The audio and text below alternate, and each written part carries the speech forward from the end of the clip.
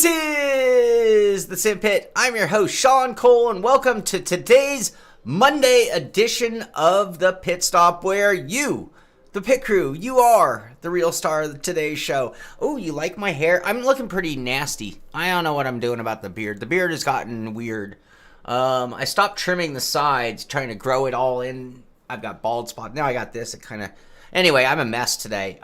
Fitting that I'm a mess, being that we ran a 24-hour race over the weekend. Any of those out there who don't know what it's like to run 24 hours, you'll lose your mind a little bit. It is a real challenge, no matter what you do. It is the first story of the show. It really is today. Me and the guys, and when I say guys, there were 8 of us. James Doling, Phil Scrutton, Devin Booth, and I were in Sim Pit Red. You had Amir Assad, David Grunnell, Moses Choi, and Stan Donnett, who were in Sim Pit Black. And we had a 2-car team, and we had things all set up. We were going to join. We got it so we had the right guys joining so that we could hopefully put our 2 cars in the same race. And the reason I'm wearing my hat, and I almost didn't wear the hat, because what started out as a rant was soon downgraded to, that could have gone better. So iRacing has their 24-hour race. They encouraged everybody to use the new UI in order to join, to hopefully facilitate a better matchmaking joining session. And the whole thing went haywire. So I woke up at 5 in the morning. Our team, everybody was pretty much there at 5 a.m. And this is what we got. This is the rant. The rant is about this. iRacing knows how many people, or they can approximate how many people are going to join. This is not their first rodeo. And this is not the first time a 24-hour race went haywire at the moment of starting. This was my post Saturday morning at 5 a.m. on Facebook for the Sim Pit. Weeks of preparation, a 5 a.m. alarm clock, and I get paid back with this. Our team could not join the race. One of the things that makes these events so big is, yes, the total amount of people who are doing it. That is one of the biggest parts of it. The other part is one of my favorite things about iRacing. I applaud iRacing all the time. Is their iRating system and the way it's going to rank teams and put them into the right splits. Well, half the teams were able to join, half the teams were not. In our case, Sim Pit Black was able to join, Sim Pit Red was not. We missed the race. So at 6 a.m., after weeks of prep, a 5 a.m. alarm clock, and looking at this screen where I can't even get on iRacing. And I gotta tell you, that's a real kick in the balls. On several levels. One, what do you mean? Am I supposed to go mow the lawn? What do you mean I've missed the race? Anyway, it was a real bummer, and it had me screaming and hollering and outrageously upset. Yeah, and this isn't the first time they've rescheduled the race. They've had just where some teams just didn't get to race in the race in the past. In this case, we thought we were on the sidelines. Well, shortly after, there was a post by iRacing, and I don't have it here, but they were very quick to respond. They did get another server launched very quickly. 1 hour later, they were going to start another one. But it meant now half the teams had gone to the one, which means the iRating split had been chopped in half, putting a different type of environment of cars, and then a second one later. Now, in our case, it worked to our advantage, and that's why I have to take the rant hat off. Because from that moment on, we were able to join with no problem. Our server was very solid, and we actually had the privilege of running with multi-class. Usually if you're in a lower split, you don't get multi-class because there are so many GTE teams and so few... thank you, Devin. Thank you, Devin Booth. Devin Booth really captained our team yesterday. I want to applaud Devin Booth's effort He was there for more laps, more hours, making sure everyone had what they needed and all of that. I can't really see this here. And if I zoom it in, it's going to screw everything else up.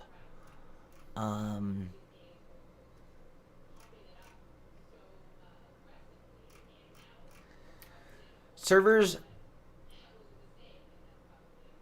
I can't read it. It's so tiny.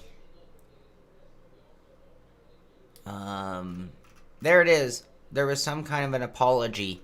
The other funny note, I guess this is news. Servers are slower than usual.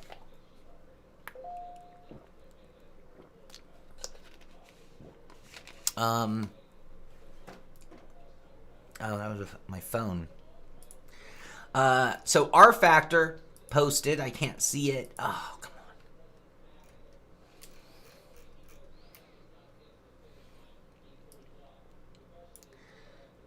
The 24-hour Le Mans is an iconic, even though racing for 24 hours.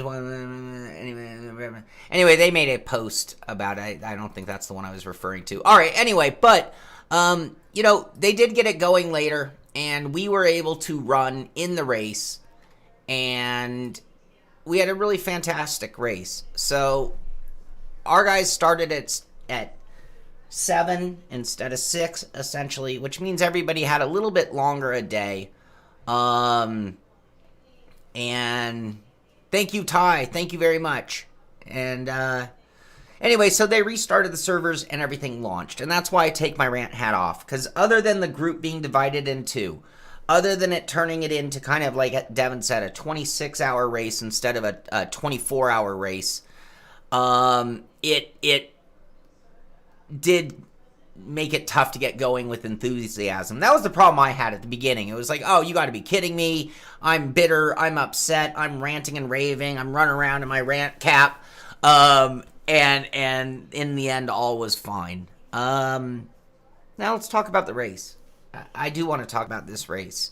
Ken says, when over 2,400 teams try to register at the same time, it had issues. R Factor had issues with 200 people, no comparison. Yes, I agree. I agree with you. On one hand, and on the other hand, you know, it's 2020. Anyway, I'm not going to get into I'm glad that R Factor 2 is moving in that direction, Ken. R Factor 2 is a wonderful sim. It'll be great when they have something that can rival and handle 2,400 people. You only get there by doing 200 and then maybe 1,000. And, you know, iRacing had that opportunity too. You know, 5 years ago, I don't think 2,400 teams were trying to register. So, anyway, let's talk about the race. James Doling, Phil Scrutton, Devin Booth, and I shared SimPit Red. And I can't really... I can tell you a little recap of what went on with SimPit Black, but... let's talk about our car. That is our car at the end of 24 hours. And I don't know if you notice, but other than a lot of rubber built up on the nose, that car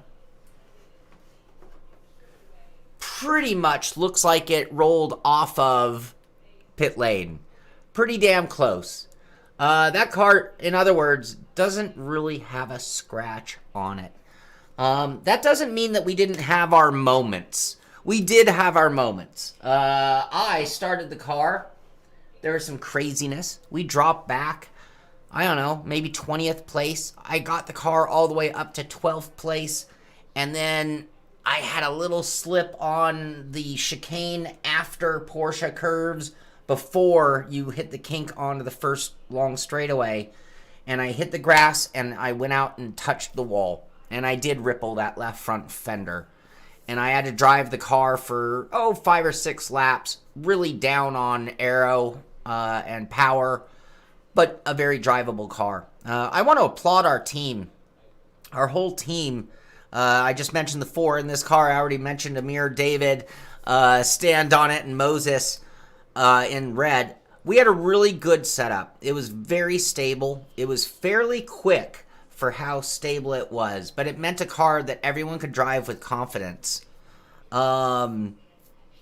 Anyway, we had a couple moments. You know, we did have to fix a fender here and there, but as you can see, that back wing is straight. As you can see, the car is in really, really good shape, and we had a car that honestly only got faster over the course of 24 hours.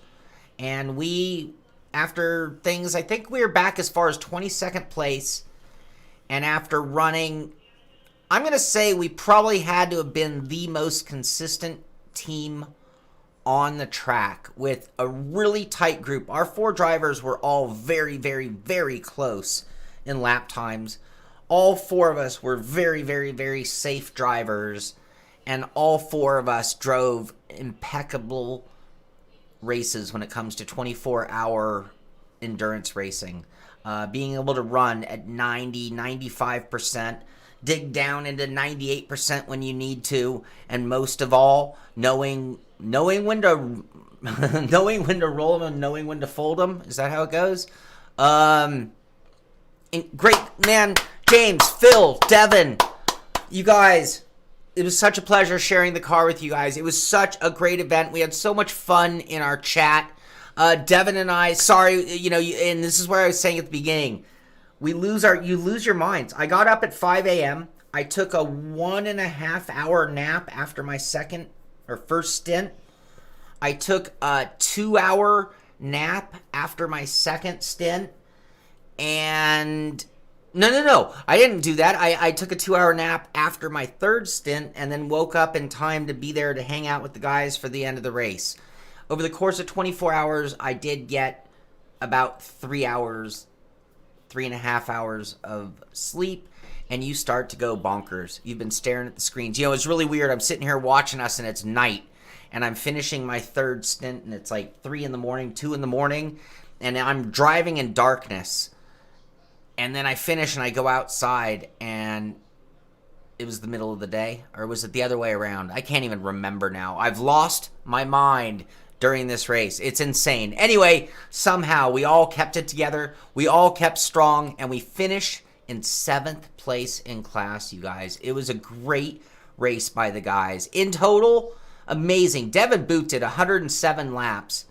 James Doling did 85. Phil Scrutton 84, and I did 78 laps. And that combined for a 16th overall out of 54 cars, and 7th in class out of, I'm not sure how many GTEs were in there. Doesn't give me a count. 32 GTE cars, and we finished 7th. Incredible run, you guys. Incredible run. It was amazing. It was amazing. Pit strategy, good driving, tires, having fun so that you can stay as sane as you possibly can. It was great. It was just fantastic. And again, look at that car at the finish line. That is a beautiful car. I see a teeny tiny little ripple here. I think there was a tiny little ripple over on that side. But man, that car drove like a monster. It was great. It was great. It was really, really fun. Thank you guys. Simpit Red had a rough go. These guys ran into some major problems.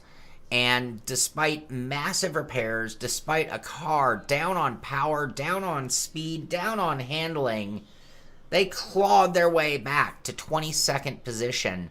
12th in class, is that right? I want to give me a... Excuse me. Oh, that's GTE also. Okay. It was an all GTE grid, in fact. See, this is the luck of the draw. We are evenly matched teams as far as the way we entered the race, I believe. And they ended up in an all GTE class, whereas we actually had HPDs and all of that.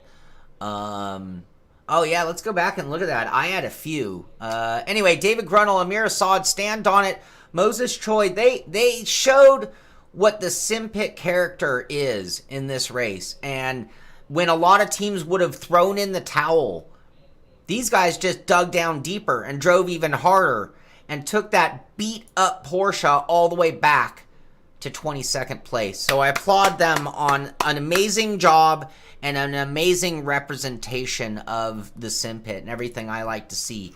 And yeah, let's go look at some incidents. This is GT only, so we should be 7th. Here we are. And incidents. Look at our incidents, by the way, compared to other teams around us.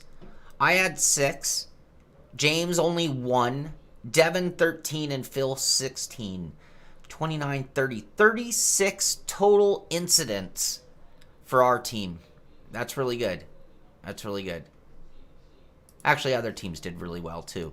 We had a really, really good room. I got to tell you, one of the luck of the draws when it comes to... So, there was actually only 9 HPDs.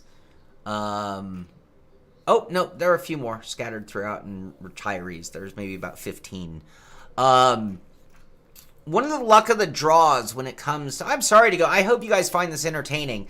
One of the luck of the draws when it comes to endurance racing is who you race against. We were in a really good room. For the most part, I saw some of the best endurance racing that I've seen. You know, if I were just judging room by room, that doesn't mean there weren't crazy things happening. That doesn't mean there weren't crazy drive errors. That doesn't mean, you know, it was perfect by any means. But we did have a really, really clean racing room with guys giving a lot of room and also knowing when to push and when to make the pass versus when to hang back and just let it play out. Yeah, there were just a couple of and it might even just been a few drivers in that as well. Looking at other guys, no one really made any big iRating improvement, but look at the jump in safety rating for Devin, who jumped all the way up to a 499. So he's a 231. He'll take a iRating hit.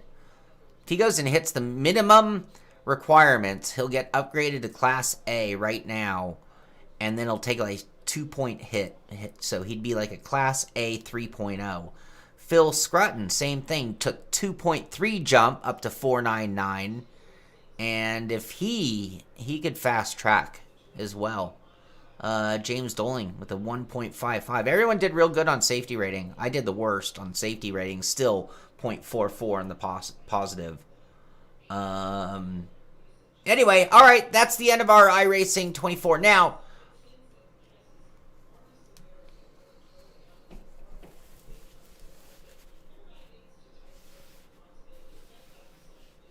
this is just a mini one.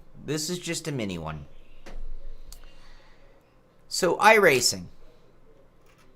Would it kill you? Would it kill you to honor us, the real sim racers? Right now, 7,300 people are on iRacing. And right now, of that 7,300, I think if I were to say 305 is probably a generous number as far as guys who are real-life pros or even our alien pros who compete in their, championship series. 305, that's generous to say 305 is that amount.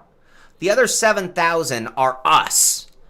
The other 7,000, for the most part, are the ones who occupy your 24-hour Le Mans race. Yeah, we get some pro teams that show up. I know. Sure, that's great. That's awesome. It's one of the greatest mingling points of real-life racer and real-life sim racer to crisscross and converge and race against each other. I make the rant hat look good. iRacing is really, really good at posting when Max Verstappen takes the track, and I'll see 500 posts about it for one event. They're okay about honoring the Ray Alfalas of the world. Ray Alfala, I hope you enjoy being like my poster child for like the sim racing pro. Multi-time champion. Yeah, they kind of let us know about that. But when it comes to this 24, other than apology note, yeah, here we go. Porsche mentioning the race. Team Redline, our sim racing pro plus Max Verstappen. Max Benecke posts, they talk about it. Porsche again. Tim Hill with his mask. Redline once again. Oh, Redline did it. Cool. Let's post it. And beyond that, there's no mention of the 24-hour. There's no mention of who won the race. Like right now, they have no problem selling me a Fanatic wheel. No problem selling me a Toyota truck. Would it kill them to have one of their things for just a day or two saying, here are the winners of the top splits of the 24-hour race that you all put in how much time, how much energy to do? It's very simple. That's the thing. Yeah, they could have listed the top 3 in class for the top 3 splits with a link to all of the winning top 3 in class. It wouldn't have taken but a few minutes and one guy with like basic graphic arts. It would be honoring us for once. When they post about millions of miles, can we find that? That was a while ago. I don't know if we can find it. When we post, that's us. No, it's not an F. It's not an F, Brad. It's not. It's not. It's not that severe. It's not that egregious. However, it would be nice. It would be good. It would be beneficial. Now maybe it would break the bank even more. And what I mean is, well, if 2,400 teams did it, well, God forbid they honor teams for winning, it might jump up to 3,600 teams. What would we do? I don't know. But it would be nice. I do feel that it would be nice for them to honor the sim racers when the time is right. They have their special events, Indy 500, their endurance races, Daytona 500. These are moments that they should honor the winners across the board. And you know what? Here's the best part. If they had done that, well, I got to tell you, there were a lot of real-life pros in this race. And most of them were on pro teams, running in the top split and finishing in podium positions. So you would have been able to show the likes of a Joe Blow next to a Beneke, next to a Verstappen, next to a name your hero. I'm not going to say they don't care enough, Dane, but I will say that they need to do more. I think they do care. I just don't think they know. I don't think it's intuitive to them. I think that their marketing people are so, I don't know the word, so needy for NASCAR, Formula One, real-life racers to accept them. You know, I've said this before over the whole esport thing. I feel like sim racing across the board as a corporation, industry, was like a needy lover. You know, whether it's the boyfriend who needs the praise and attention of the girlfriend, or a girlfriend who needs the praise and attention of a boyfriend. But the needy lover is what sim racing was when esport from the pro level came to embrace us for 3 months. Anyway, all right, rant hat is over. We're not ranting anymore. Those were mini rants. In the end, everyone got to the race. In the end, I had a very, very good server. I only saw a couple cars blink, and you got to point the finger at those drivers. In the end, it all played out, and it all worked out, and it was dealt with in a very quick manner. It just could have gone better. In the end, all they have to do is honor us sometimes. I think this is where I talk about iRacing, and I talk about the lack of fun factor involved in iRacing. We're seeing promos for Gran Turismo 7, and I'm already in my mind thinking, man, it'd be kind of fun if it's a good enough game to go after some trophies, to win some free cars, to have some of those fun moments where it's a cut scene congratulating you on your accomplishment. To me, even when you finish a race in Gran Turismo, and the computer takes over control, and the screen darkens a little bit, and you get a spinning trophy and telling you congratulations. Fun factor. There is zero fun factor built into iRacing.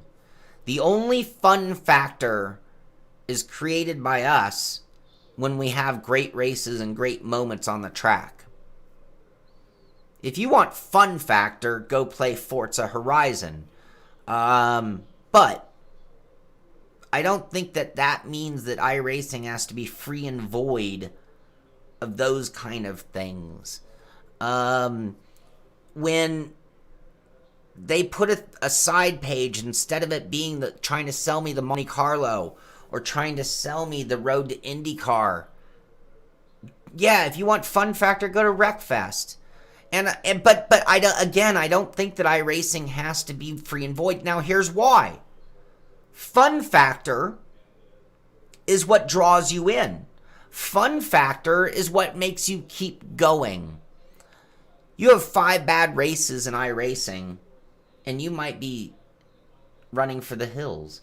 You have 5 bad races in iRacing, and you might be like looking for something else to do. You have 5 bad races in a game with good fun factor, and you're there for a 6th race. So I feel that fun factor is what, again, keeps us coming back.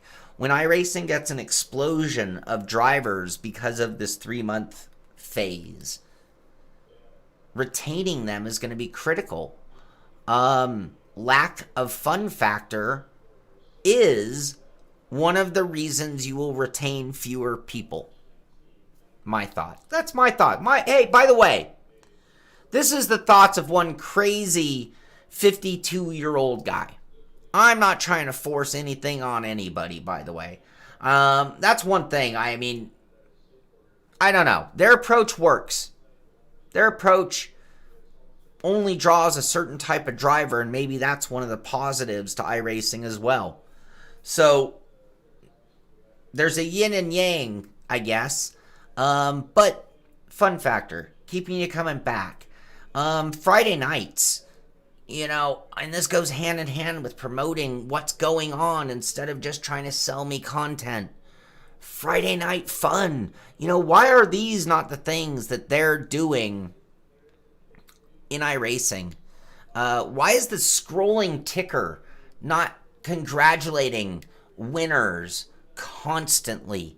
Why are they not making their series, when you go to look at what you can race?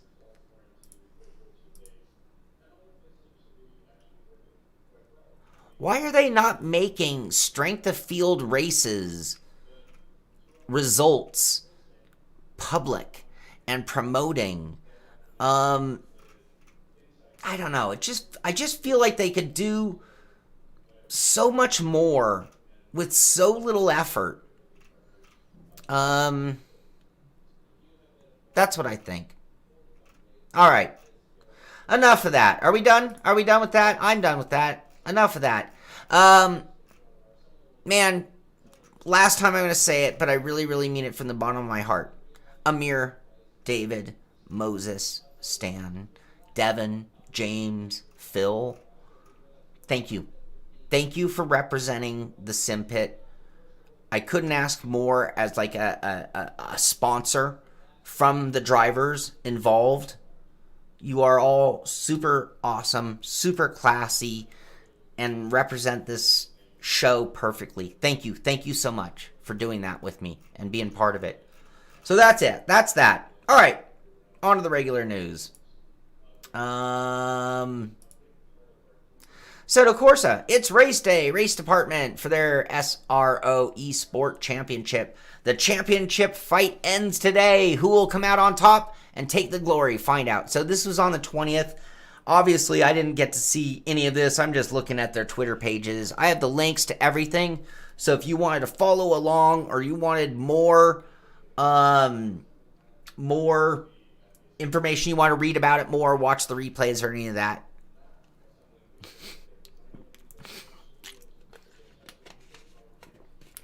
And that's on a very worn out brain, Devin. Yeah, member accomplishments. They have racing going on all day, every day. You know, there's a saying, if a tree falls in the woods, does it make a sound? Right? I hope most of you know that saying. If somebody wins a race in the 8 o'clock whatever split in whatever race series, did it really happen? I mean, like, they're the only ones who know. Like, if they didn't self-promote, there would be no one on planet Earth who knew they won the freaking race. Part of racing is winning. Part of winning is getting acknowledgement. Right? I mean, am I wrong? Oh, all right. Also on Accuforce, a GT World Challenge Europe posting. They're 24 hours away from the SRO Esport finally getting underway at virtual Kyalami, round 5. Join the action. It's all happening right now. Live from Mount Panorama. And this is the SRO GT Amateur Championship finale. Watch the action there. So if you want to, you can go click on the link down there to the race Assetto Corsa Twitter page, and you can get the link and watch the race department on Twitch TV race department if you just want to go direct.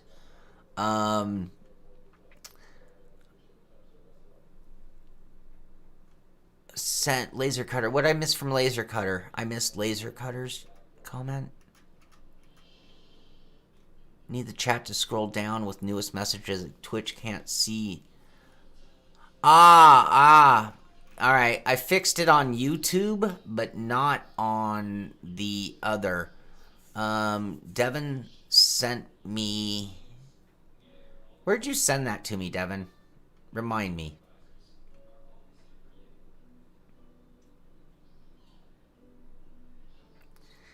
In the world of participation trophies, iRacing is falling behind by not even congratulating their winners. You know what would be funny, Devin? I want to talk to you about you like Baba Booeying the show. I want you on audio during the pit stop in my ear and on the audio chat. Anyway, yeah, we'll work on that chat. I got you. We're gonna take care of that. 5 hours, only got to wait to ACC bring it on. Okay. Okay, we'll work on that later, Devin. We gotta attack that. Yeah, like Baba Booey.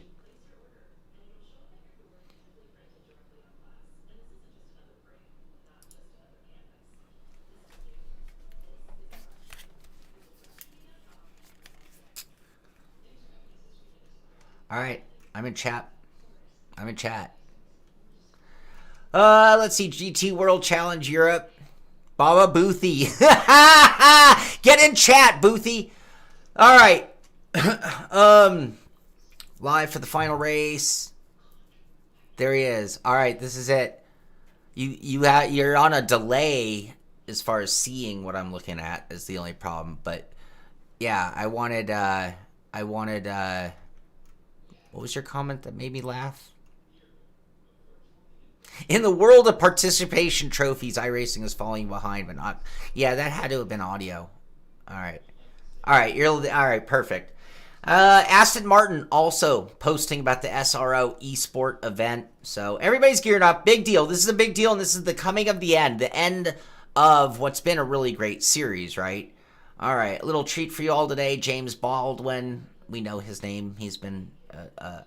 very popular in the sim racing world and real life driver. British GT3 driver for Rocket Motorsport takes on a ACC hot lap of Japan's Suzuka. Wow, that is how you write Suzuka in Japanese. If anybody was thinking they really wanted to tattoo the word Suzuka on their chest, but didn't want it to just say Suzuka, this is how you do it. You get that Japanese writing, and you put it, you put it across there. Yo, Tom Jones is funny. No, but he did have a post, but it wasn't. I didn't leave it on today's show. I almost did just to be able to talk about Slade. He did some lap analysis or something, we could try to bring it up. Funny you bring that up. All right. Amir, all the, all of our endurance racers are like still wiping the sleep out of their eye and emerging from the coffins to come back to life here on Monday.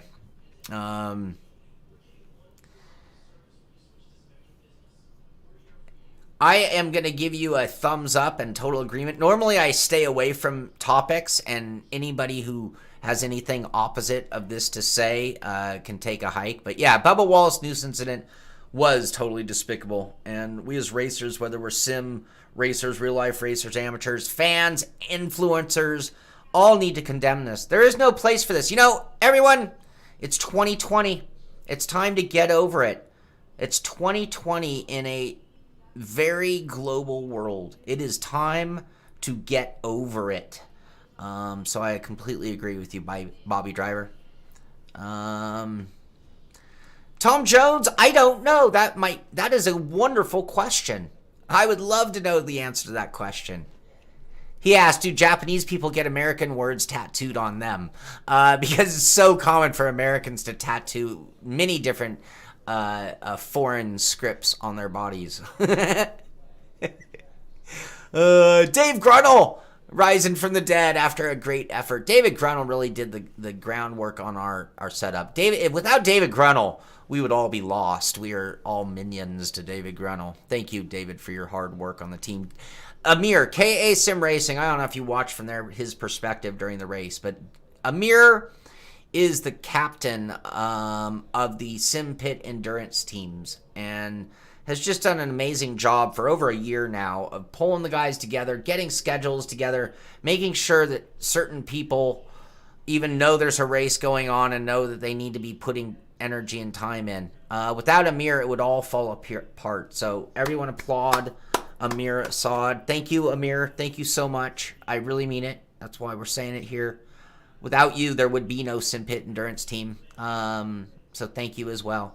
Oh, I want to make all of you a blush. Did I mention the names again? James Dolling, Phil Scrutt, Devin Booth, and me in Sim Pit Team Red. And David Gruddle, Stan Donnet, Amir Assad, and Moses Choi in Sim Pit Black. You're all my brothers, man. I really mean it. You guys, you all really, really dig down deep. And when you put the Sim Pit on the side of your car and you go do a big event like this, it means a lot. It really does. You guys you could put a great many things on a car. You could run with a great amount of different people to run with, but you choose to hang out and run here, and I love it. Thank you. So, all right. I'm going to blush. All right, Game Reactor also talking about it, and yeah, I don't know. You guys will have to go check out the replays, or we'll be here all day long. But ACC had the finals in the SRO competition, and there's some, I'm assuming, good racing and great racing going on over there. In the links, you can get the show. You can go see. So here's the final race on YouTube. Yeah, you know what? No, here's the final race on Twitch.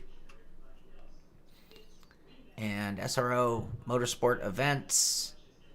And yeah, it's there somewhere. Go find it. What a cop-out. All right, posted by R Factor. R Factor 2 made this post. Whoops, this happened on Saturday. I will put it back on if you want to take a good screenshot, Brad Morrison. I don't have any promotional... Actually, I don't know where it is. Somewhere I do have a promotional pic. I just don't know where I hid it. I don't think I made one very large. I can put it on if you want to take a good screenshot. But so June 20th, R Factor posted celebrating the 24-hour Le Mans virtually. Talking about being an iconic event, thanking their partners, ACO, WEC, FIA, Motorsport Games. Everybody making their big thank yous, talking about the preparation. We did. It was light. I took it a little easy, but we got a little distracted into other mini rant about iRacing. I'm not sure if it was a full rant. I did have the hat. I mean, we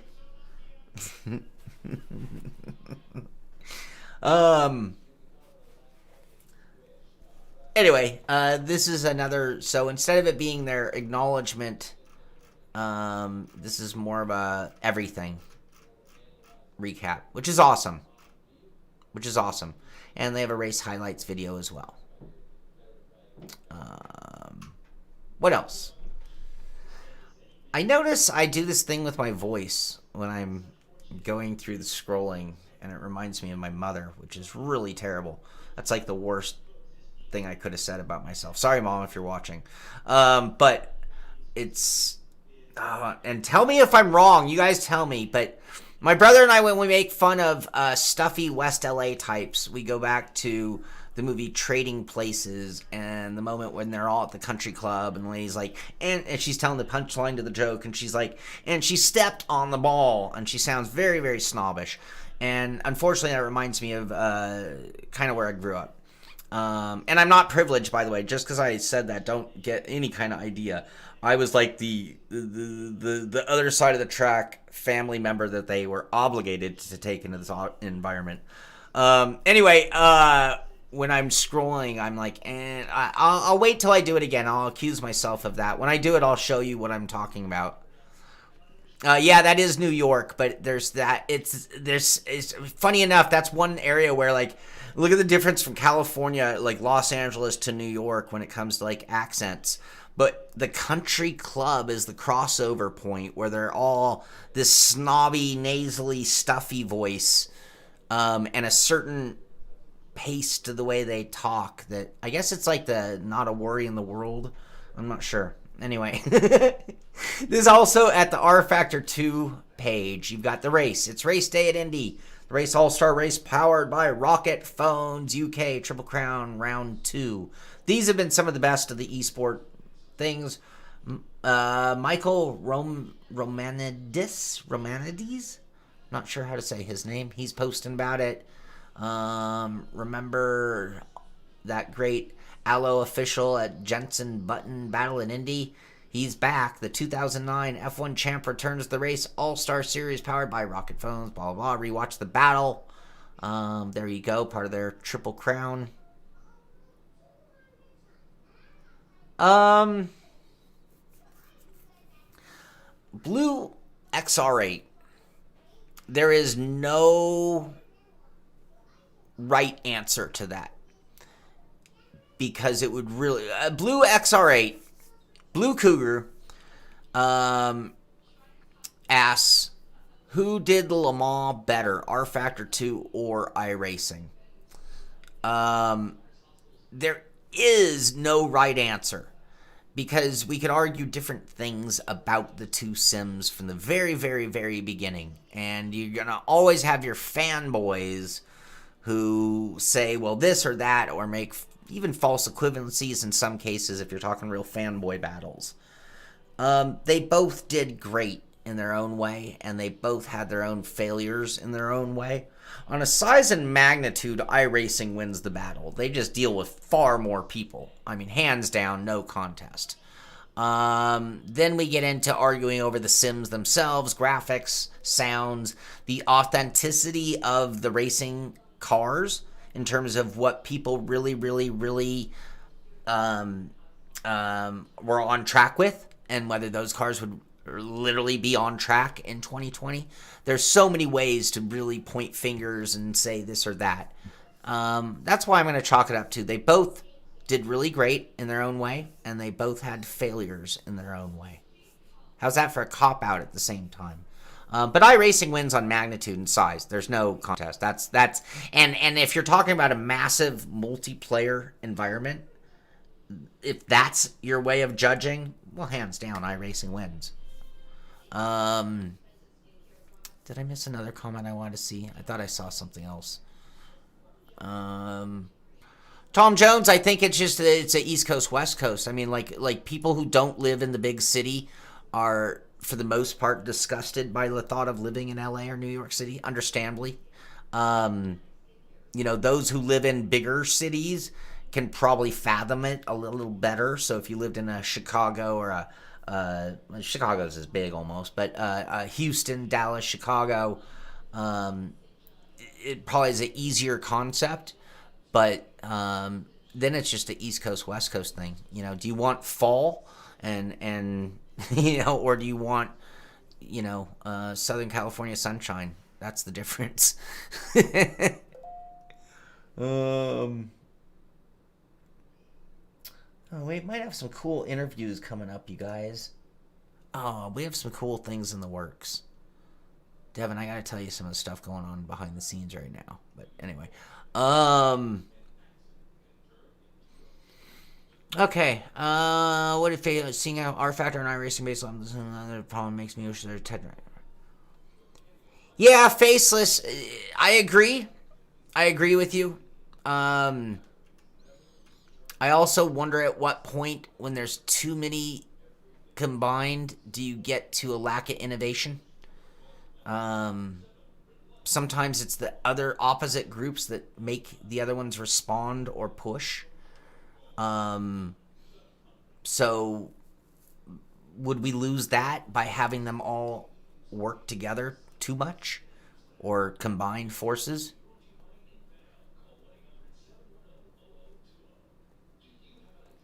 Yeah, well, and Amir, I think they did a better job of promoting the real life racers in there, because iRacing actually had a fair amount. They just weren't doing anything to show the world.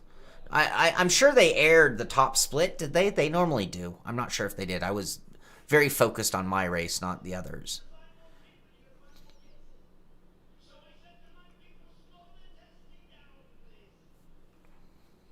But that's something else. What? So does anybody know? I was very, very caught up. Was the top split of the iRacing 24 televised or aired, broadcast, streamed? Was there commentary? I don't know. I don't know. Solo, thank you, man. It was such a blast. It was such a blast.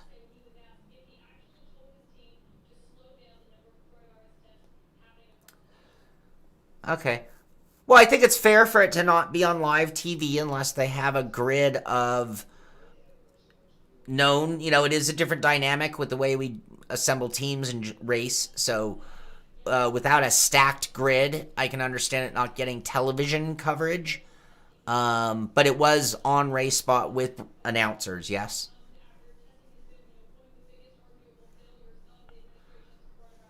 Blue XR8. So it's been a little while. Like, one thing I will say, and somebody is anybody here who ran in the R Factor 2 24-hour? So, because I don't want to speak what I don't know. I'm going to tell you from my perspective on iRacing, the being part of a team and racing on the team and how it plays out. In iRacing at this point, all of us were in the room watching the race live. All of us were able to, we could have used iRacing chat, but we chose to use Discord. We could be each other's spotters. And when it came to driver change, including changing pit stop strategy. So when I needed to come into the pit, I have all the time in the world at Le Mans to make changes. But I just said, hey, can someone turn off the tires and make sure we're at full fuel? And I didn't have to think about it. I just had to drive in the pit. It was a beautiful thing. And then when the driver change happens, literally, I took over from Devin, I think. Or Phil. I took over from Phil. And so when Phil pulled in, all I had to do was click on the button to remove the driver.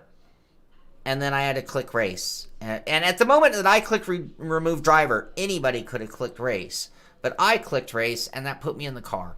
And it gave you a little penalty for driver change. And then it proceeded with the rest of the pit stop. And then you continued on. On the F3 screen, the letting everyone know where everyone is on the track, relative screen, it changed the name to Shaun Cole instead of Devin Booth or Phil Scrutton or James. So in that, I don't know how that part happens in modern R Factor 2 or what they're doing in 2020 for that.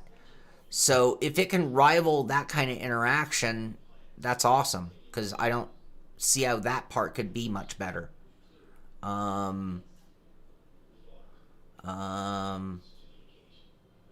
what I was afraid of. So now is this fact, Amir? I don't know. And that's why, again, I'm going to be very careful how I tread here. In the past, R Factor has not been nearly that smooth. Amir is saying you need to have a rocket science degree in order to do a driver change there.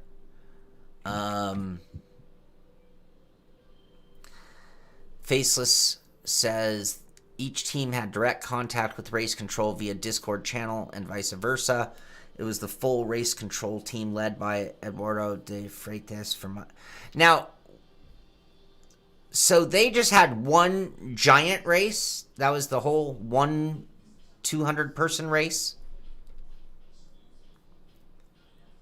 Because I'm not sure if that's all iRacing had, that they wouldn't have put the live stewarding into it. Because they do, or have in the past, for the championship series.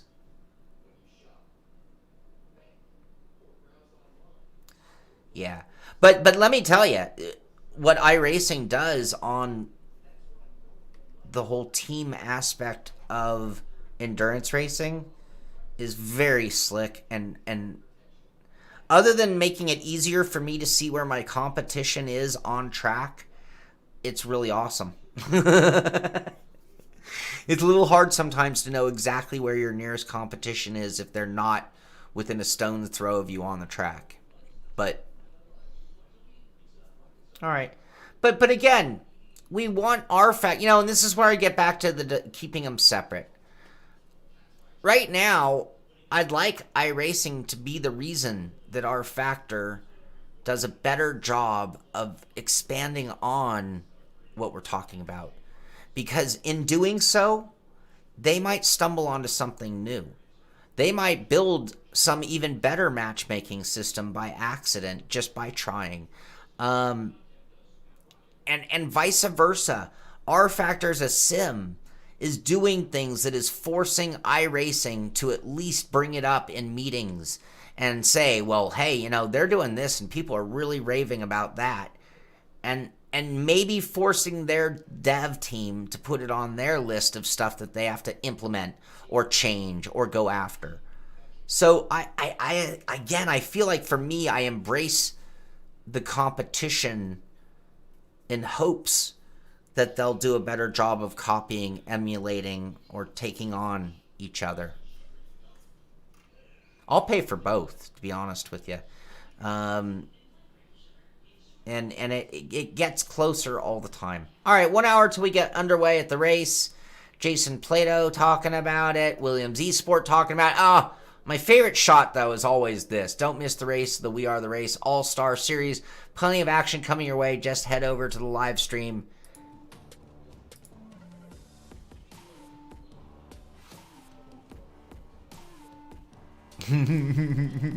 I love that shot. That is just so cool, seeing that many webcams of even more cool when it's like names that you know. It really is. The race, take a screenshot. Which one of the Legends trophy? So you're supposed to what? Just print screen? And then we'll see who our pick is.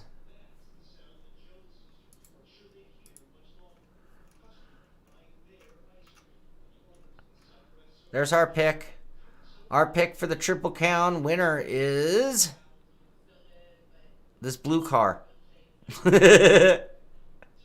Cottonwood? I don't know who the Cottonwood is. That's a bold move, Cotton. No. All right. Click on GIF on mobile. Okay, here, let's play again. GIF. Oh, now we got this one. Be cool if we had a name. That says, I haven't been cruising. Oh, Max Pappas. There we go. We're picking Max Pappas for the win on the Legends Trophy race. There you go. We finally got one.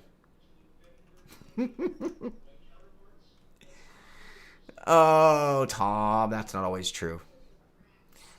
And they are live. So this is on Saturday. They are live. R Factor Hot Laps are open for the BMW Motorsport M2 CS Sim Cup. Round 6, prize money, golden ticket for the live event later this year online. Sign up there. You could do that. And then a post also on Saturday about the iconic 24-hour event, which is also covered here, by the way. That's what we started out with on our Factor 2. Tom Blomqvist wins the World Rallycross Esports Series Round 2. And some highlight video there. This is at Codemasters. Whoa, hey. How about some paint schemes? I'm going to do that because I'd like a drink. There's Bakuska.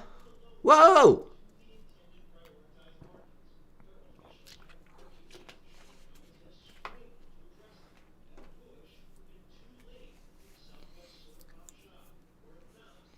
Did you want sound?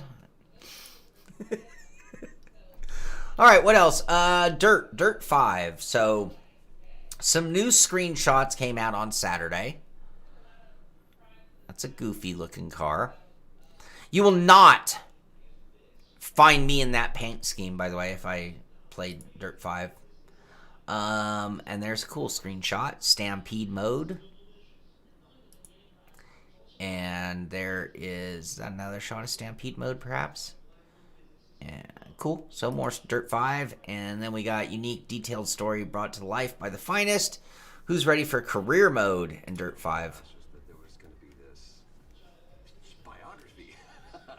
Kudos to the team for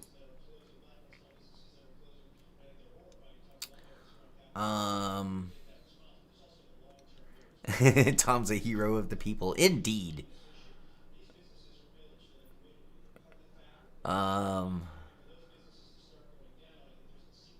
Yeah, you know, I don't have that. How do I not have that? I had read GT4 cars were coming to ACC, and I don't have it in the stories.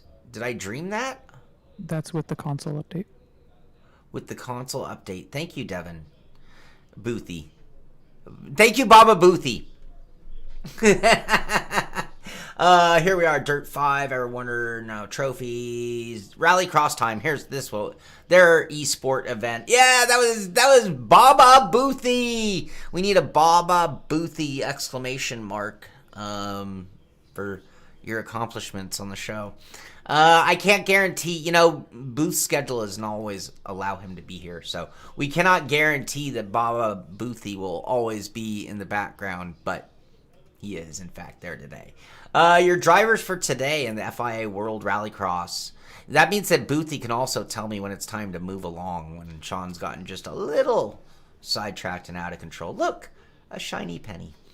Do I put up the disclaimer or just not read the names?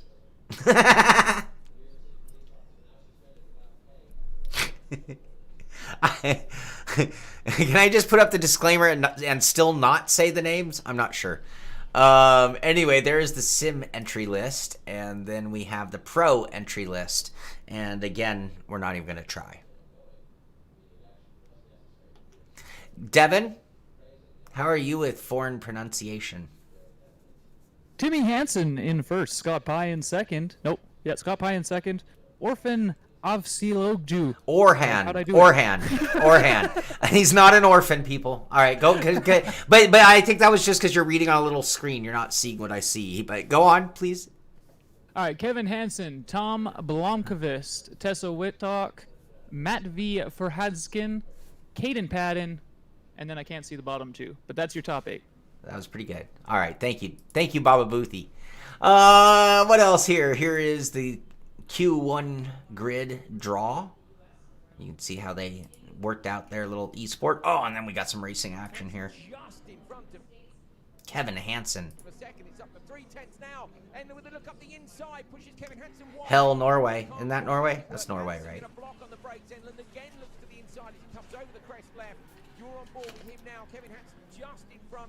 And there's Kevin Hansen coming up to take the first checker flag of the day. It's a win for Kevin Hansen with Enland and Parashkin close behind. All right, and then we have Shane Van Gisbergen scything his way through the field. I need a dictionary. What does scything mean? Slicing? Never heard the word scything. Am I alone? Do I have to go back to school? It's scythe. Scything? Scything. Scott Pye is a V8 supercar real driver. Oh, that's awesome. Slicing. Okay. Scything. The Pokemon got his name. It's where Scyther. Ah, thank you. Scything. Scything. Thank you, Greg. Shears or cheers, bro? You're as bad as me. All right. It's heating up in hell. Scything. I'm going to have to integrate that into my vocabulary. Pattern with enough traction up the hill, maybe to hold on to the position. Got to get on the brakes, keep it in tight. Bachuska pushes him wide. Whoa! Whoa! Having that, you can have some of that back sunshine. Pattern facing Ah! spins the car around. Well, that was pretty slick. Hayden Pattern dropping down the order. Nick Massanek left side by side. Oh, thank you, Laser. Now I even know how you do it. Oh, look at that. Tom Jones rocking and rolling the show. Thank you. Devin, do a GM. Devin, can you do a Gamer Muscle impression? Do you have a British accent? No, but I can do. Hello, I'm Shaun Cole. This is the Pit. Gamer Muscle, Shaun Cole. Okay, there you go. I hope that was worth it, Tom. That's 2 push-ups. Oh, all right, you win. You win. Faceless can do a Randy Macho Man Savage impression. You're gonna have to film it and send us a link, and we will play it. Faceless. ViewSonic made good monitors. I see a chat question from David Payne out of the corner of my eye over on Discord. ViewSonic made the best monitors in the days of CRT. I don't know how they are now, but back then that was like, oh, you have a ViewSonic? Excuse me, do you have any gray poupon? Q2 standing. I was like saying Ben Q right now. Q2 standings, Timmy Hansen with the perfect score so far. So yeah, there's all sorts of cool racing action over there in the World Rallycross esport. I would probably be into tuning into that. Looks pretty exciting. They had some good stuff going on. There's your points breakdown.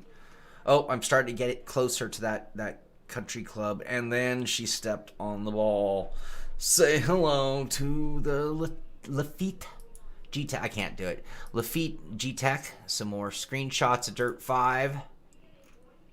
And then we have a little Crowned YT puts each car from the first ever Dirt 5 preview through its paces.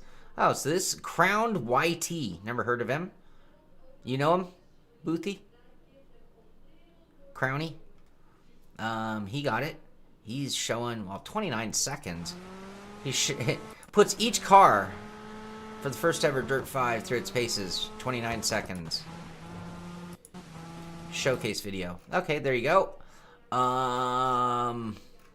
Racing Story Amplify. I think we already looked at that. Alright, that's it from Dirt 5. Hey, didn't I miss... Where was the GT4?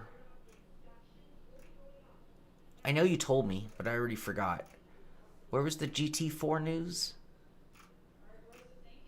I'm looking for it now. I'll send it if I got it. I wasn't dreaming that. It really happened, right? Because we had another thing. Oh yeah, I got it. I remember. I dreamt that I had an invite to this whole SRO business. You know, in the end, I did get an invite from them. It was just like right before it was almost over, and it conflicted with something on my calendar. So it didn't allow me to do it. All right, I'm going to move along. We'll see if we can get the GT4 stuff or not. It's okay if we don't. GT4s are coming. Oh, yeah, you said that. That's right. Thank you, Faceless. You reminded me what Devin told me. It is part of the console update. Are the GT4 cars being added to the sim? There it is. Thank you. Thank you, Boothie. Baba Boothie, everyone. Baba Boothie. Am I going to get in trouble for, is that like copyright problem? Copyright SimPit 2020. That's ours. bitches. Assetto Corsa Competizione Racing to PlayStation 4 and Xbox One, June 23rd, 2020. I was supposed to get a copy of that last week, and I didn't get it. They came to me. That's the funniest one of all, when they come to me and it doesn't happen. Not when I've gone to them and begged for it and it didn't. But anyway, here it is. The GT4 paid DLC adding 10 new GT4 cars will be available this summer on PC, Steam, and this fall on consoles. So yes, as soon as tomorrow, we could be looking at the GT4 cars. Don't quote me on tomorrow, but tomorrow is the release date for the console, right? So if they coincide it with that, now that content's not on the console, so it doesn't have to be linked. All right, but yes, we're gonna have GT4 cars on Assetto Corsa Competizione. That is really awesome. That's great news. That's what that sim needs, right? I mean, it needs more series involved in the sim. Reminds me of Arca. Arca Sim Racing. It's like, cool, this is a cool sim, but I go live too early, Joshua? That's why we do the Friday show at 5 o'clock. Is that too late? I'm walking a fine line over here. Oh, look at this. Oh, as I say it, I said, of course, a Xbox One review key. Apologies on the wait. Adam, are you watching the show? Adam, if you are in the chat on the show, you better say hello. But I just got my set of... Oh, so much for what I was planning on doing today, Devin. Excited about F1 2020. Want to see more gameplay? Check out our playlist of creator content for June here. I'm not going to click that. So you will have to link to the F1 Twitter page is in the description below. Look for this post on the 20th, and you can go to their whole lineup of all of their YouTube content creator stuff. Matt 1K with the follow. Thank you. Matt 1K with the follow. Thank you. I just noticed my updater thing on Twitch looks like it hasn't done anything in ages. Yeah, we're gonna have to do something up there. Okay. All right, moving right along. So if you want to play F1 2020, just play F1 2019. But wait, there'll be a new wing. The Mercedes is going to have that new tech, right? I think there's one track change. We don't know what kind of other... their career mode has been enhanced. This might, in our... one thing I say all the time about... One thing I say all the time about Madden Sims is after the first few years, admittedly, we start taking a year off. In the case of Madden, 50 years later, I don't know how many, we could skip 2 or 3 years sometimes, but we'll go back to it, right? We're going to go back to it. I think in the end, 19 might be the year that was supposed to be the off year, and that 2020 might be the one.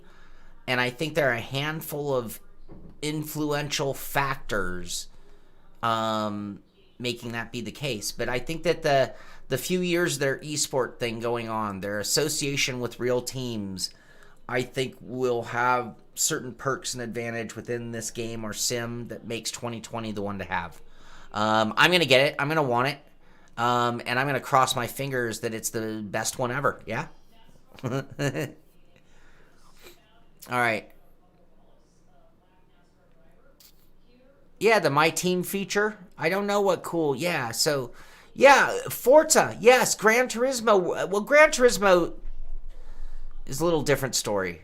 I don't see how you... If you have a PlayStation and you're a sim racer, I don't see how you don't own everything that Gran Turismo has ever charged you for. Because all of that combined is less than paying for one season of the trucks in iRacing in terms of buying content and the membership to do so. So, Formula One 4 in a row for George Russell in last week's virtual GP. So that's good. Good. He's the monster when it comes to that. Obviously, 4 in a row. And that's all we have from Cody's on F1.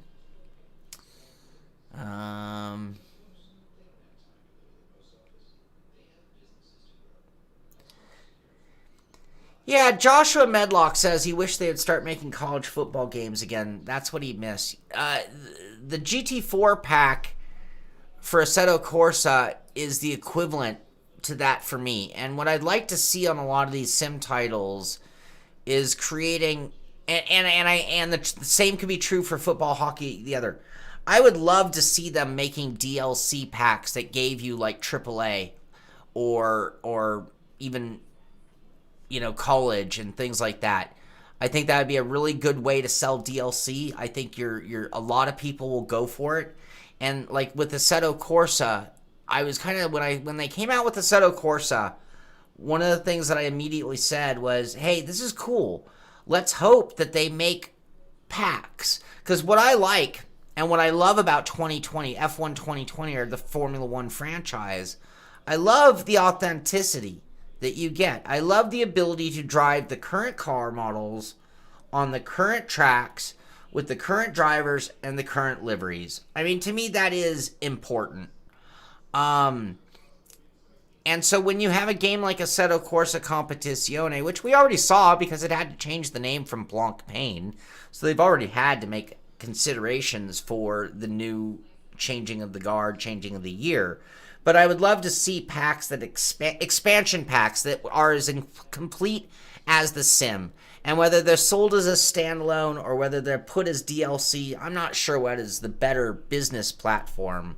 But I would really love to see things like that, where it's like, oh, well, here's our Formula 3 pack. And this is the real Formula 3 series and liveries and drivers that they ran this year. So, yeah, I think that we could follow with a similar type of lower ladder tiers. It also allows, again, as real-life racing starts to understand the power of marketing through sim racing, that might change their attitude, you know, and this is when I talk about Formula 1 2020 maybe being the best one yet. It could be the influences of Formula 1, McLaren, Ferrari, and so on, and asking for certain features or wanting certain things really promoted. And in the end, you could see Formula 1 wanting to promote their lower series for a marketing standpoint even. And the same thing across the board, whether you're talking about GT4 class or whether you're talking about, you know, the road to Indy ladder for iRacing. But they, you know, the problem with the iRacing one is cool. There's your road to Indy car, but again, I'm asking for packs. I'm asking for modules. You know, you want to hit a grand slam with me instead of a home run. You know, releasing a new Indy car or a new F3 or Mazda, or whatever you want to call, you know, not full-blown Formula open-wheel car, that's cool. That's like a nice base hit, maybe a double. You want to hit a grand slam, I'd like to see that car come out with all the tracks that go along with it and a series within the sim to emulate it. That's what I want. I think that's what I want for every single series I'm looking at right here. That's cool that you have the old school NASCAR, but it'd be even cooler if you had all the old school version of the tracks. You know, that's me. That's what I want. It's great that you have an IndyCar. I'd love to be able to run the IndyCar schedule on the weekends they're running. That would be awesome. That would I almost said something somewhat pornographic. Do I do an edited version, or do I just tell you that would make me really excited? Yeah, that's what I want. All right. GT Sport, they're posting about the best RX Vision GT3 time trial drivers onboard camera replays now available. So if you want to see the onboard, in fact, here's Igor Fraga's winning lap. Yeah, and now in all fairness, I'm not sure that yes, I did think they said they were redoing Long Beach. And that would be a great first step. But I don't know if what I'm asking for is nearly as likely in iRacing. Like, iRacing's not going to come up with a module and say, oh, here's our ARCA pack. It's the current ARCA car and all the ARCA tracks that they're going to run at together. We'll bundle it even. We'll even give you 20% off on the bundle if you buy it all together right at one spot, aka how you do DLC. I think that that's a lot more likely to be seen in that format from everybody else. I was going to start naming Sims, but let's face it, everybody else. All right, so anyway, there's some videos that you can go click on. This one's harder to find. This is actually at the good old school Gran Turismo website. It's been a long time since anybody actually promoted an actual website with everything having gone Facebook, Twitter, and whatnot. But Gran Turismo actually does have a website, gran-turismo.com. This is at US/GT Sport News, and it's the latest news. My latest news page looks like this if you guys look there. So if you're just at GT Sport and you go to news, it's this one right here, sport mode. Anyway, I don't know if you guys know. Again, long time since I mentioned an actual web page. Seems odd to say, but I reflected on that this morning. I was in a moment of reflection this morning. JJR Finn, it was because of the Le Mans that I was at a moment of reflection this morning. Our Le Mans was epic, JJR Finn. Epic. We finished in 7th. We started near the rear of the grid, by the way, or at the very back, practically. I think we started like 46. I don't know how far we were, but I didn't do very well in qualifying, and we were all the way at the back.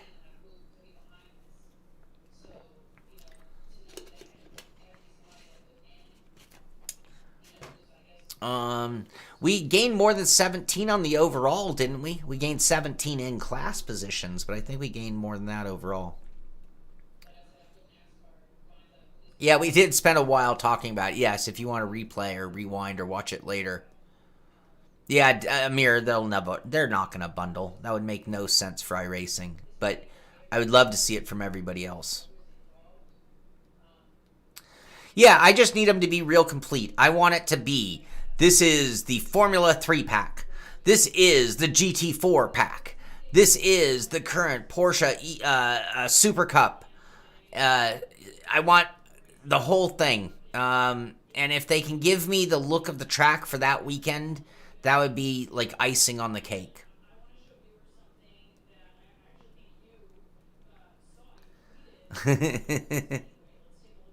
Golf ball size flies. Oh, that would be so terrible.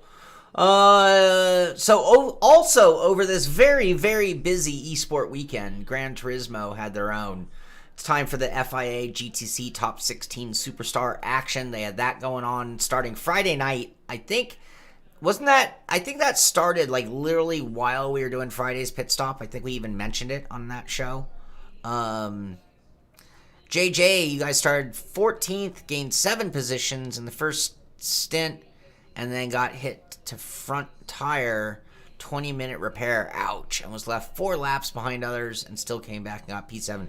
Oh, nicely, John. I love, it's the adversity stories that make me the most impressed. When I do Lemons Racing, by the way, or Lucky Dog or Chump Car, they usually have an award for the winner, and they usually have an award for second and third place.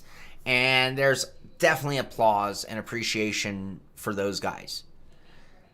When they do the adversity award and they tell the story behind that team and what they had to do just to finish the race, that team gets the biggest round of applause from the group. When you're not racing for sponsors, when you're not racing for real trophies, when you're not racing for prize money, it still goes back to what the late David Cater said about sim racing. You're really racing for the respect. Our currency is the respect of others. And this gets back to my point on iRacing not congratulating the top 3 in class for variety of splits. It is the accolades of others. It is the acknowledgement of others is our currency. It's the respect of others, and that comes from them seeing your name and winning positions. So even at Lucky Dog, it's the same thing. It's that adversity, that team that had to drive to Bakersfield to pick up a transmission from a junkyard to bring it all the way back to put it in the car to realize they were still missing a certain seal. So someone went back all the way to Bakersfield again to get a second seal, get it in the car, and 6 hours later they're back in the race and they finished. That team gets the biggest applause over the team that was able to win. And well deserved, by the way, in my opinion. Well deserved. Tom Brook Combs, last time out in the top 16 superstars. Tune in tonight. So a little perspective from his rear wing. Gran Turismo Michelin moments from round 10. Showing us some cutscenes. Set that reminder to tune in for round 16 tonight. That was back on yesterday. And watch live. We're all there. You guys see the links. So again, the link to the Gran Turismo Twitter page is below in the description of the show. If you scroll down, you'll see links to the English and Spanish, I believe, versions at YouTube directly. So if you want to watch them, they're there for you. Here is tune in. They're live. That was it. They're live. That was the voice. Oh, that was my mom. Sorry. We're live. Anyway, sorry, Mom. They're about to go racing at Nürburgring GP in the Nations Cup, 16 at Spa. All this went on this weekend, you guys. Also, over 18,000 users participated in the RX Vision. When we were talking about some of them showing some of the top videos, 18,000 people did it. The key to being fast in GT Sport. The baguette. So what? That's Jimmy Broadbent. I'm not sure who all these people are. I know that's Jimmy. We have, that's Jimmy. The camera on you, of course, when you're driving. And although it wasn't with a, it just happened. Yes. And then that's this guy with the baguette. I always did. He sounds a little French. Some sort of pre-race. Veloce Tutu. I always did about And that's the guy who announces with, what's his name? I don't remember his name. That's the guy who announces with Jimmy on the GT Sport, like, Nation Cup events, I believe. I can't remember his name right now. Forgive me. Wong Baguette is leading the championship. Faceless, I need you. Baba Faceless. 16 is going to be the standard for gaming by the end of 2020. Oh, 16? What do you mean? Gigabyte? He's asking about RAM. Ah. I thought you meant 16 player. I'm like, oh, please don't say that. What do you mean?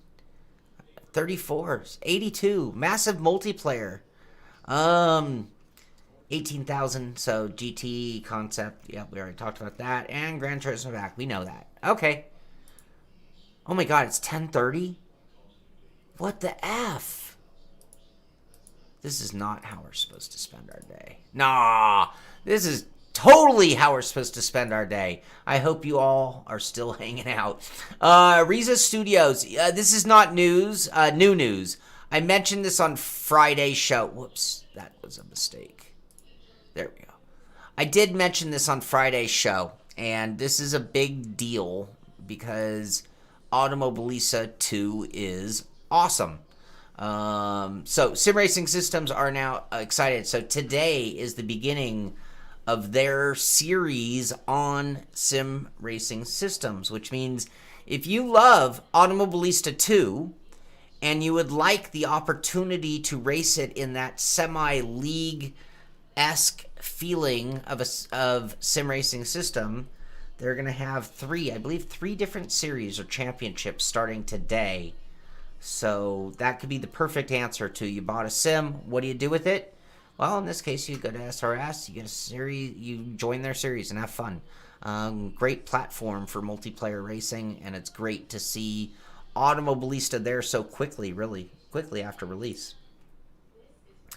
Race Room, talking about some of their esport events that went on over the weekend, the FIA WTCR, and live on Eurosport, that was yesterday, and also their Cooper Series was going on over the weekend, and Luke Crane posting about it as well. Snow Shatin. Shatin.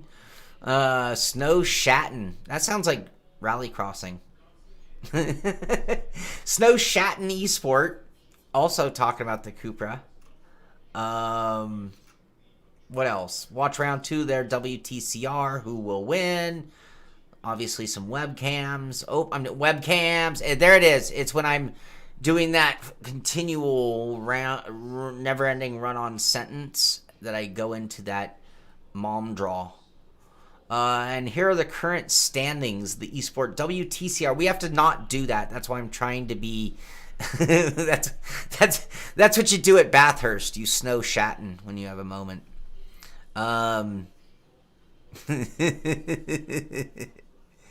Yeah, show some love. Everyone out there, my biggest love, if you really, really love what we do here, copy, right-click on our video, and it'll give you a URL, and go post it on your Twitter, Facebook, MySpace, AOL. But do not post it on your Grinder. I don't know what other things are out there. All right. I'm Cypher from the Matrix. How did that not come up in our meme? He had a shaved head in that movie, even. Yeah, for some dopamine. If you would like a fix, you send us a donation. Absolutely. What else? That's it from Race Room. Thrustmaster, they posted this, so I just want you guys to know. I'm not going to click it. You can. Link to the Thrustmaster Twitter page is below. The Slap Train. It's my birthday today. What, you get me? Nothing. It's okay. You can still go watch my brand new early access demo from Dirt 5 and slap that like button for him. No, slap the like button for us. That's what we were doing. Share the show. Thumbs up if you like it. Thumbs down if you think we suck. And send me an email if you have ideas of what we can do better or more. And watch us on SimPit Live. That's where we do all of our racing now. So if you're watching here on YouTube, make sure to sign up at SimPit Live on Twitch. That's where we hosted the 24-hour. That is where we will do tomorrow night's Mustang race. That's where we will do any live testing of anything that is embargo-free right there on that channel. How does Burnout Paradise Remastered run on the Nintendo Switch? DJ Automika welcomes you back to Paradise City. There you go. Anybody have a Switch? I don't own a Switch. Devin, do you have a Switch? You have kids. No, my kids have computers. Man, that is some privilege right there. Lionheart Racing Series posting this. I love when you guys can get some free stuff. Don't miss out on your chance to win some amazing HyperX gear. Entries start today. Visit LionheartRacingSeries.com giveaway for the latest information. Lionheart is a great racing series. One of the top leagues in all of iRacing. And you can support them just by going to their webpage. And you can win some free stuff by entering their giveaway contest. Link to this one is in the description. Couldn't make it easier. Just go right to this link, click that, go enter and win some free stuff. If you win, tell me you won free stuff because I pointed you in the right direction. What else? Speed Cafe talking about FIA could drop continent requirement for World Champ. I don't know what this means. What does this mean? FIA could drop the requirement for World Championships to be held on 3 continents as the sport. Oh, so there is a rule in the FIA saying the World Championship needs to hit at least 3 continents, I guess, is how I read that. And in the wake of the pandemic, they might lighten up on that. Well, that makes perfect sense, actually. Together with a minimum number of events. Yeah, you know, I don't know why everyone wasn't really quick to adopt a... They could have come up with a word. You know, the world is so quick to make, like, slangy titles for everything, anything and everything. So why didn't the sporting world come up with a slangy, cool title for shortened season due to the virus, right? Yeah, I mean, everyone could have immediately, and that was the ends all, says all answer to where or how many or who or with or without fans. Yeah, they just need, and they could have all used it, and every single sport would have used it, and it would have been the 2020 such and such, you know, exemption title, whatever. So yeah, anyway, it looks like they're gonna... Oh, this applies to Rally, and we get a Formula One picture, but that includes Rally New Zealand, where logistical challenges... Yeah, because New Zealand's like, you cannot come here. We are the best country on earth at handling the COVID, and you cannot bring your series to our country. Bye-bye. Bye-bye now. That's my guess. Suckers are racing still. Hey, Michael Clark. I see you in the chat. Welcome, buddy.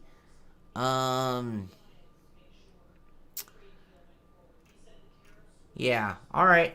That's everything. No, that's not everything. Sorry, I have more show. Redline wins. So, the race could post about it, but I guess iRacing couldn't.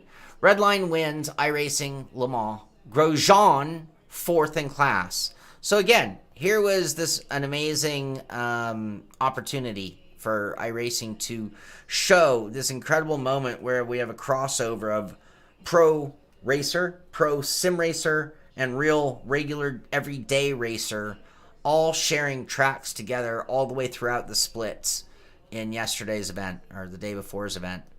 Team Redline LMP won with Dominic Farber, Tom Mickelmore, Patrick Wolf, and Matt Farrow won the 2020 iRacing 24-hour Le Mans with a 1 minute 39-second lead over Burst Esports Sparta in second.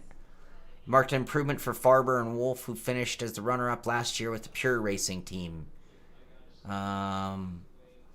So more drivers that Redline poached.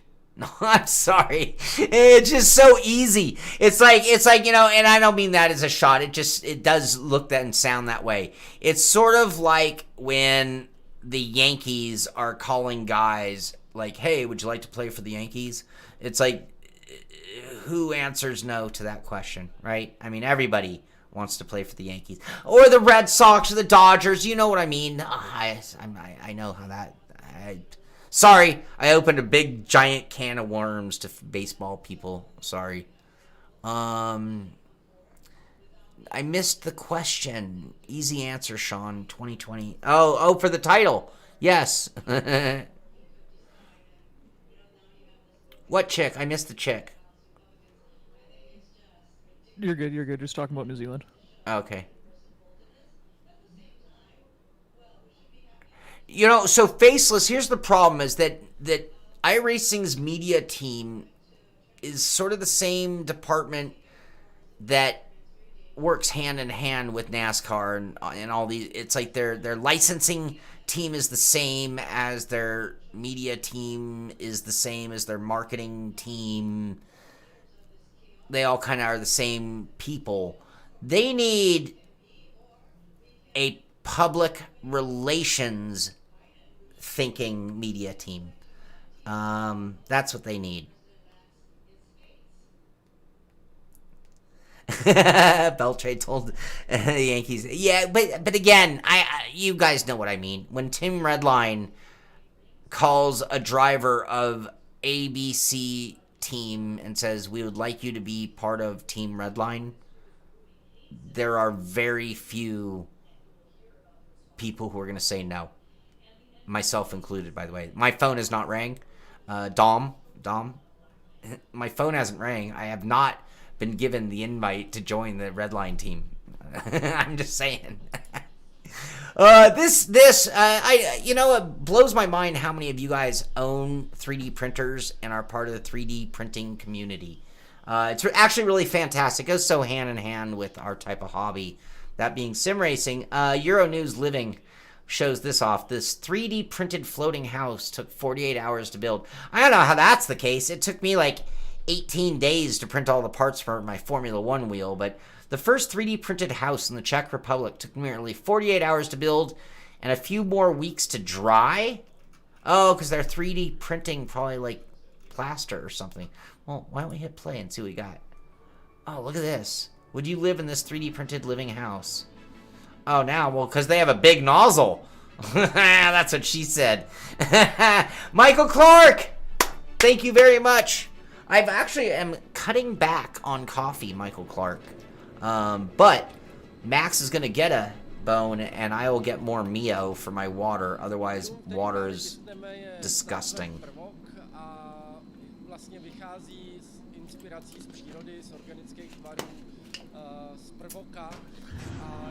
I don't understand him. By the way, just so you know, I don't understand him. Just so you know. But yeah, how cool is that? Giant 3D printer doing cement or something.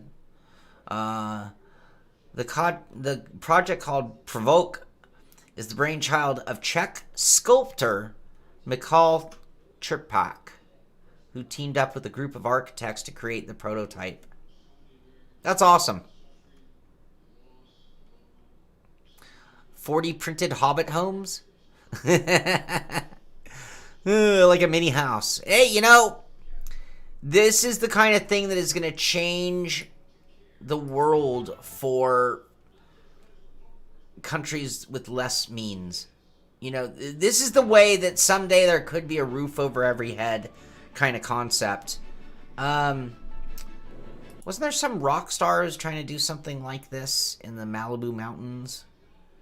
I can't remember who it was. I remember hearing it, like, it was somebody big, like, you know, from the Chili Peppers or something. I can't remember, but some rock star was building like little dome low-income houses. Yeah, exactly. Oh, yeah. Well, and that's the cool thing is you can make it out of like semi-organic material and things like that. Hey, Zoran, how you doing, buddy? The Memory Metal Project. Yeah, you know, you gotta hope for things like this. So if it takes that little time, then it's gonna cost that little money. That's the bottom line when it comes to making a home, something you could live in. Can you imagine? I mean, for people who are homeless, the difference between having even a ridiculously small home. How cool is that, though? It could be so much better for the environment in so many ways.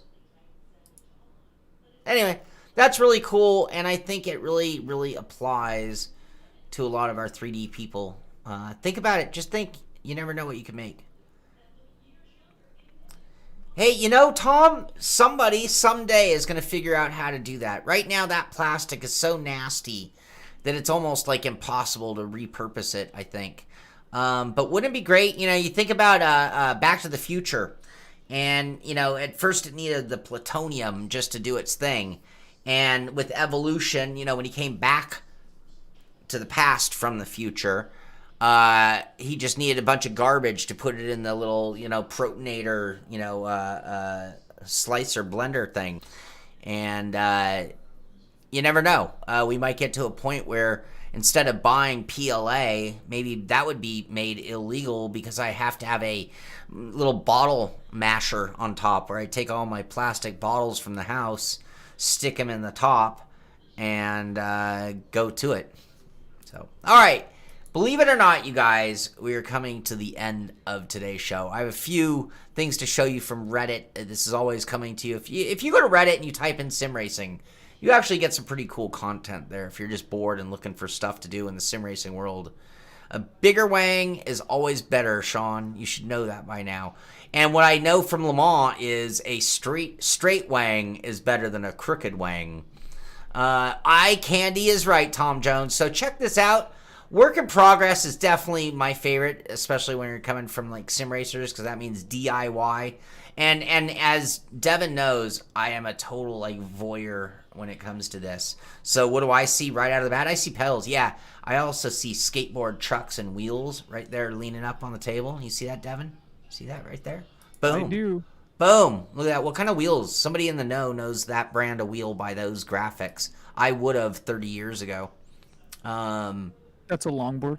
Well, yeah, it makes sense. Probably a desk workbench height, so 36 inches at least, right? Yeah, and those are the soft big wheels too. Ah, yeah, and super wide trucks. Yep. Yeah. That ain't no pool deck. So anyway, nice looking. I call this a Husingveld or a Proto Simtech type copy. Things to note, looking at his design that I like, you've got a real bar type load cell with a urethane bushing giving you sensation. And if you think about that, what that is, I mean, a urethane bushing is no different than a spring. It's just a different rating and maybe a different minimal point, right? You're going to get this is going to change the one-to-one relationship. That's a variable before we get to the load cell. Gives you a little extra feeling. Really cool design. This was posted by Chaos2233. Looks like better than Chaos to me. So anyway, nice looking job there. Look at this beauty. This is a beauty. Dark Director posted this homemade sim rig. I am going to give him a 10 out of 10 on simplicity and aesthetics, because you couldn't make it cheaper, more simple, and look that good all in one. I really nice work. I'm proud of your work with a Deathmobile variation. And then you got this. This one kind of made me laugh. No offense, 2341 lag, but this little thing here is actually very impressive. What I like about this is it's made of metal, which means it's actually pretty strong, even though it looks skinny. He could actually weld a monitor stand and take that computer, and instead of having it on the ground on that piece of carpet, hide it behind the monitor. He's got enough room to work with, and I'm sure that thing's stout enough to have that. But he could put that computer on top of that, build a monitor stand. But yes, I like this slim design. Well done. Obviously scratch built. This one by 2341 leg. You have a What? You have a news update. Where'd it go? Yeah, exactly. Where- Go get your graphics before you finish up the GT3 and Oval Leagues. Where? You have graphics for GT3 and Oval Leagues in your Oh, folders? I do. No, And while you're grabbing those graphics, a reminder that we have the GT3 League starting this weekend on Sunday the 28th, as well as the Oval pre-season race starting this Friday, July 3rd. okay, I'm gonna come back to that in one moment. Thank you, Devin. I'm gonna get that at the ready. I think I have what I need. Where are they? WTF, I will get them. I know where they are. I know where to find these things. So hold on.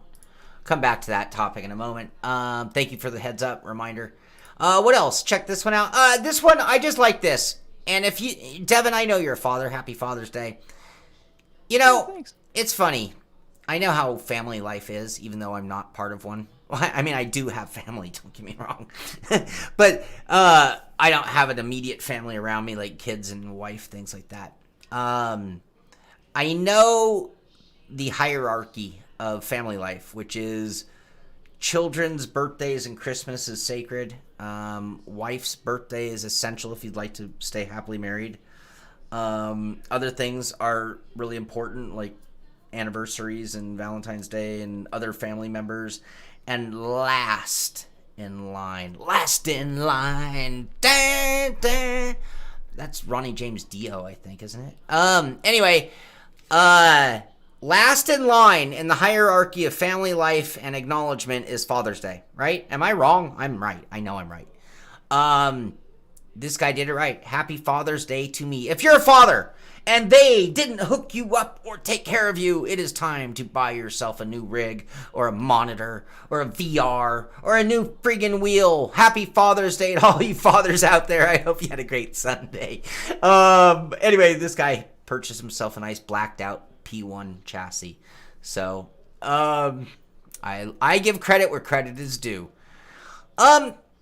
If you are looking to do, I think I covered this when I did my last DIY rig, and I used the Toyota Camry as my example for position, but this is from Skoda Motorsport, and if you would like to know, ideally, how your rig should be built, even if it's going to have a little flap on the bottom seat, if you know what I mean, but if you are building a rig and you want to know the ideal angle, position, distance, this is from Skoda Motorsport. Sit like a pro. Good driving starts with a proper seating position. There you go. This is at Reddit. I think I did get my Reddit links, didn't? Yeah, we got all our Reddit links. You'll see it. It's Reddit. Take notes, guys, is the link in the description below. And then lastly, before we move on to sim racing series that we have running on here, this is great motivation. I wish you could get this in LA. You cannot get this for LA. In LA, you cannot do this deal, but in other places you can. Anywhere other than LA, you probably could. But Not Suspicious Bro V2. Not the original Not Suspicious Bro, but this is Not Suspicious Bro V2. Got a Volvo seat from a junkyard for 28 Canadian. The budget first build has begun. It even has the rails on it. Looks like this is an adjustable front to back even. So he's even got the sliders for 28 CAD Canadian. If that's how you do it. If you're looking for a seat, you're building a DIY, you're building a Deathmobile, you go to the junkyard and you source a seat from a crashed car, and you can get them as low as 20 bucks, 28 Canadian. Here in LA though, that would cost me $100. It's just, that's the way used car parts are in LA, unfortunately. And then beyond that, before I let you go, let me go grab a couple of things just to remind you of the Sim Pit Racing series that are going on. We are trying right now. I mean, I can't guarantee the future forever. I wish I could, but I cannot. But right now, we are trying to always have at least an oval, at least a road, with the help of Devin, even sometimes a rally series going as official Sim Pit Oval series. And Devin, speaking of Devin and Baba Boothie, we should talk, Devin, about doing a better job of promoting those to that level, because I feel like these two get one level and then your two need to be promoted to the same level, if that makes sense. I hope. Anyway, the Sim Pit Oval series. Exactly. So we'll be looking at a Mustang series. We'll be looking at the Bleep Show series. Who knows what Devin has up his sleeve. That'll all start coming out pretty soon, by the way. Just so you guys stay tuned. But right now, for a fact, we do have the Sim Pit Oval series starting up on July 3rd. Wow, that's coming up quick. That's like a week and a half, 2 weeks away. Sign-ups are underway. Anybody who raced in last year's or last season's Sim Pit Oval series, as long as you want in, you're in. Everybody else will go in the order priority list of patron supporters of the show, followed by general public. And there's the schedule starting off with Sonoma Road Course in the Cup cars. That's going to be really cool. I can't wait for that race. July 3rd, followed by Auto Club, Watkins Glen, Pocono, and then we're going to take a little break and then have 4 more races for the end of the season. I am designing it, and I will debut the Sim Pit Oval Series Champion Trophy. Yes, that's right. I'm going to make a specific trophy for the winner of that series. I'll show that off fairly soon so you can know. And in addition to that, we're also starting up this weekend. Jeez, time flies when you're having fun, I tell you. Before you get too far ahead of yourself, don't forget with that oval one, preseason race this Friday. So yes, it starts on the 3rd, but preseason race this week. There you go. So Friday night, and we'll do that immediately. So this Friday, I have to keep that pit stop from 5 to 6, and then at 6 o'clock, we'll be opening things up for practice. For the practice race, any idea where we're doing practice race? I can take a quick look, yeah. Okay. Oh, even better. Sim Pit GT3 League kicks off this weekend. So this is going to be Sunday, on the 28th of June at Mid-Ohio. Sign-ups are underway for that. Same priority if you ran with us in the last GT1 season. You will get priority, followed by patron support team, and then the general public. Le Mans, Mid-Ohio, Le Mans, Spa, Gil Villeneuve, mid-season break, Silverstone, Laguna, Barber, and Suzuka. I will be running in both those series. I will be streaming both of those series from my perspective. And both of those series are going to get a SimPit. Maybe my body doesn't agree with these promises I'm making. A SimPit trophy for our GT3 and Oval Champion. And then the last thing, I don't have a graphic to go along with it. We will be doing, everybody knows, it's just I didn't send a reminder. I should do that today. This Saturday is the SimPit Patron Appreciation Race. We are running a really, really cool combination of the old IndyCar at Mossport, aka Canadian Tire Motorsport Park. I did a show. I've been working on the trophy. I actually did a show where we actually worked on the trophy together at SimPit Live. Another reason you should be watching over at SimPit Live is anything like right now. I'm going to end this YouTube channel now, but we're not done on Twitch just yet. I don't know if we have big plans. I got to go look at that email I got, and I got to look at my to-do list. Now that the race is over, now we're back to what's my priority order. Boothie is going to be all over me on certain things that we're like now a week behind on. So I might not have a lot of options today, but that is going to do it for the YouTube version of the Pit Stop. I want to thank you all for being here. I hope you enjoyed my take on certain things that could have been better or worse when it came to iRacing in the 24-hour Le Mans. But I always appreciate your guys' great conversation in doing these Pit Stop shows. Without your guys' talk, the show would have been, well, my rant was about 20 minutes. We probably would have been done in about 35 minutes if it weren't for your guys' great feedback and conversation, keeping things going. But sure enough, we are at the 1 hour, 52 minutes for the Monday edition of the Pit Stop. But that's going to do it for today. Get out there, do some sim racing. This is the Sim Pit. I'm Shaun Cole. I want to thank Baba Boothie for being in the booth, and we will see you on the track. Thanks, guys.